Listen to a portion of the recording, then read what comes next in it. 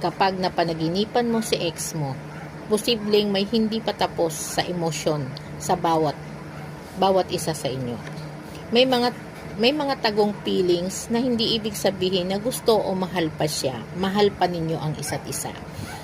Pero may naiwang tanong sa isip. Sa isip niya o sa isip mo na what if di niya ginawa yon? Ano kaya kayo ngayon? What if sinabi niya yung totoo? Magkasama pa ba kayo? At siguro yung panaginip mo ay totoo. May panghihinayang ang ex mo sa nagawa niya noon. Kaya yung pakiramdam niya dahil di pa tapos ang emotional connection nyo ay napapanaginipan mo siya.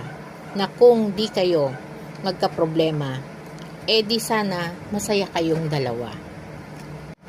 Kung ang larawan ng panaginip mo ay ganito, nagkita kayo ng ex mo sa panaginip, masaya siya at ikaw din, may anak ka or siya, ngumiti siya sa'yo, masaya siya, pero may lungkot. Lumapit siya sa'yo, miss ka daw niya, at niyakap ka niya, at pagkagising mo,